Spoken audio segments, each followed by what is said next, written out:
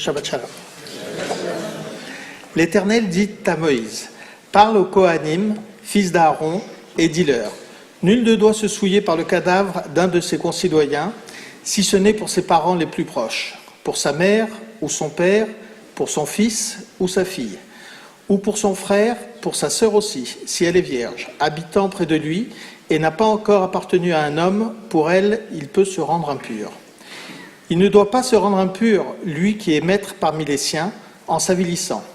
Ils ne se feront point de tonsure sur leur tête, ne raseront point l'extrémité de leur barbe, et ne pratiqueront point d'incision sur leur chair.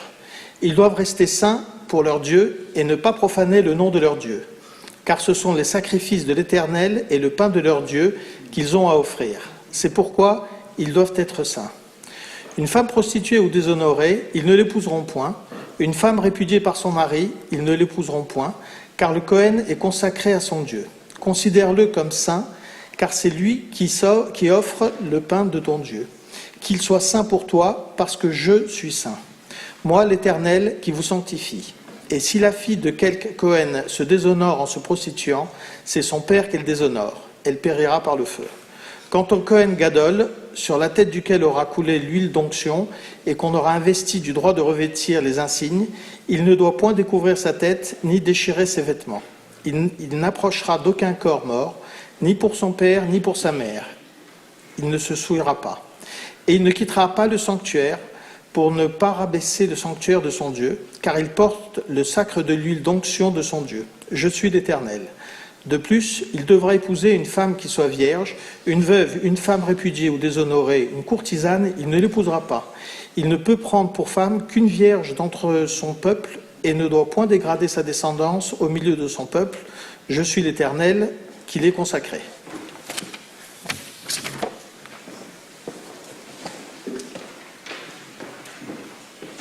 Alors figurez-vous que cet après-midi, notre secrétaire m'a téléphoné en me disant « J'ai reçu un appel de la secrétaire de la communauté israélite de Genève et qui lui a dit « Vous vous êtes trompé de Shabbat. C'est Shabbat Kedoshim, ce que vous auriez bien aimé. » Que dois-je lui répondre? Alors je lui ai dit « Vous lui répondrez que nous lisons la Torah comme elle est lue en Israël et que nous sommes en avance sur eux. » Je ne sais pas si elle a dit la dernière partie de la phrase. Effectivement, c'est beaucoup plus facile de créer un sermon, d'écrire un sermon, de penser à un texte que l'on dirait sur vous serez saint car je suis saint, tu aimeras ton prochain comme toi-même, tu aimeras l'étranger comme toi-même. C'est du pain béni. Et ce soir, c'est quand même compliqué. C'est compliqué parce que nous ne vivons plus dans ce temps. Il faut se rendre compte d'une chose, c'est que les Kohanim à cette époque avaient une fonction très particulière. Non seulement c'était eux qui procédaient au sacrifice, donc ils devaient être en état de pureté, et pour être en état de pureté, même sur le plan de la relation avec leur propre famille, ou à leur relation avec leurs épouses ou futures épouses, eh bien, il devait y avoir une harmonie, il ne pouvait pas y avoir une cassure, une brisure. Et puis c'était aussi ceux auxquels s'adressaient les Hébreux lorsqu'ils avaient une question à poser. C'était aussi, à leur échelle, ce que sont aujourd'hui les psys. Donc ils devaient être en mesure d'écouter, de répondre et d'agir. Pourquoi? Parce que ainsi, la société hébraïque de l'époque était une société qui était équilibrée, qui était une société qui pouvait répondre aux aspirations et aux questions de tous ceux qui vivaient dans cet espace, dans la terre d'Israël, c'est-à-dire être pleinement en vie. Alors évidemment, ce qu'on a lu tout à l'heure, enfin la première partie du moins, un rapport avec la mort. Mais s'ils devaient se comporter d'une certaine façon lorsque la mort frappait leur famille, c'est qu'ils devaient être toujours, ou le plus possible, en état de répondre aux questions, d'accompagner ceux qui en avaient besoin, d'accomplir les sacrifices, c'est-à-dire de permettre à la société de vivre de la meilleure façon possible, dans un équilibre le plus parfait possible. Et c'est ainsi qu'il faut comprendre ce texte. La vie, la mort sont intimement liés. Eux, lorsqu'il y avait une erreur, lorsqu'il y avait un problème, eh bien, ils sacrifiaient un animal au nom de ceux qui le désiraient. La mort pour servir la vie. Et c'est peut-être pas un hasard que nous avons choisi ce rythme de lecture.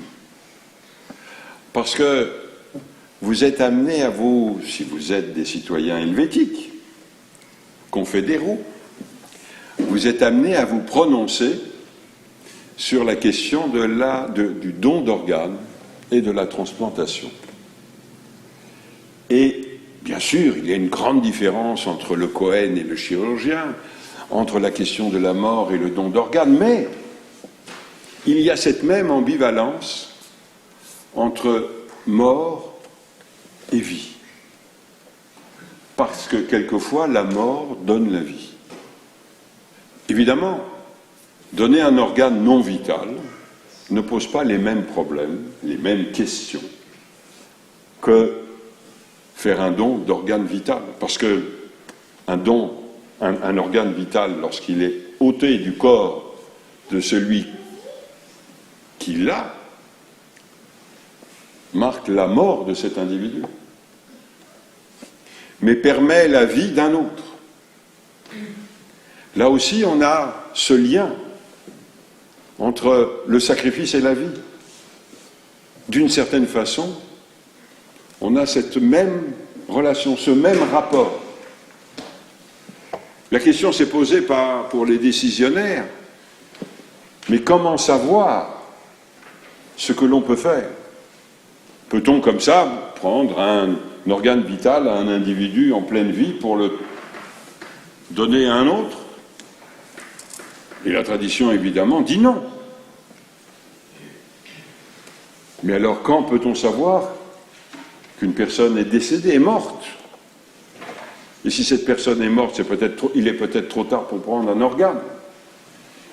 La règle fondamentale dans la tradition juive est la suivante. Lorsqu'une personne ne peut pas respirer par elle-même, eh bien c'est que la mort a frappé.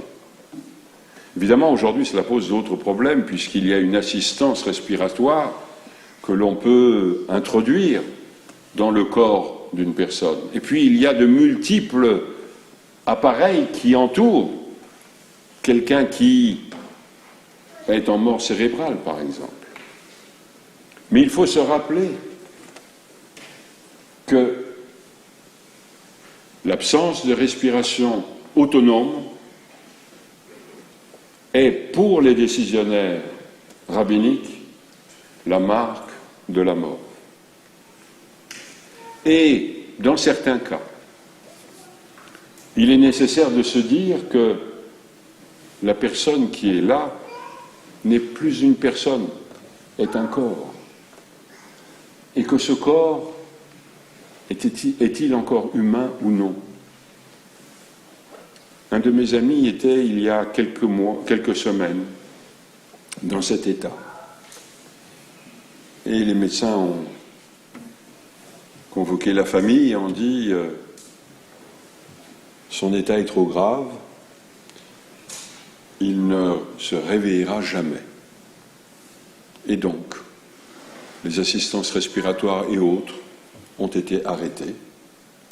Mais lui, à ce moment-là, n'avait pas pensé à un don d'organes. Et il faut savoir que la tradition dit la chose suivante. Lorsque la vie est en danger, les interdits sont levés. Sauf, il y a 3 cas,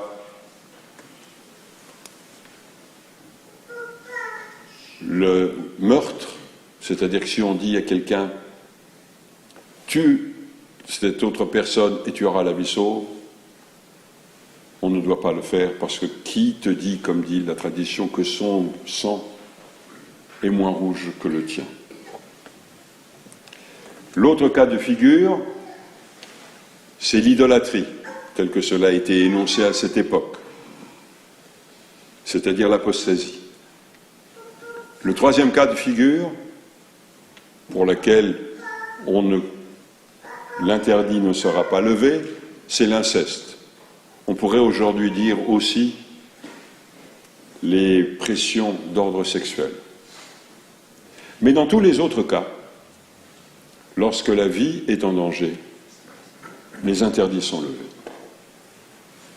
Donc replaçons-nous à cette époque des sacrifices et disons-nous la chose suivante.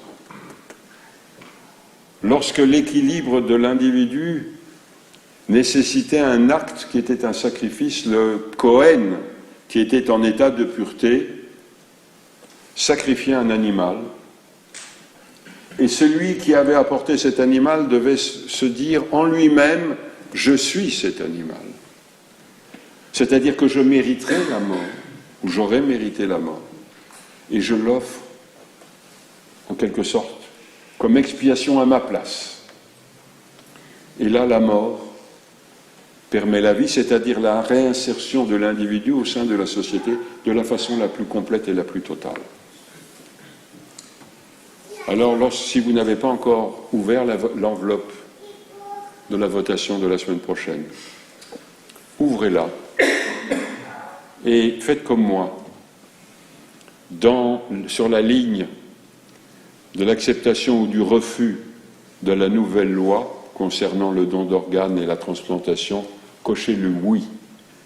Je ne vous dirai pas ce que j'ai coché d'autre, parce que c'est du politique, ni au niveau fédéral, ni au niveau genevois. Mais rappelez-vous que dire oui à la vie, c'est non seulement faire un don de soi au-delà de soi, mais permettre à d'autres de vivre au-delà de vous.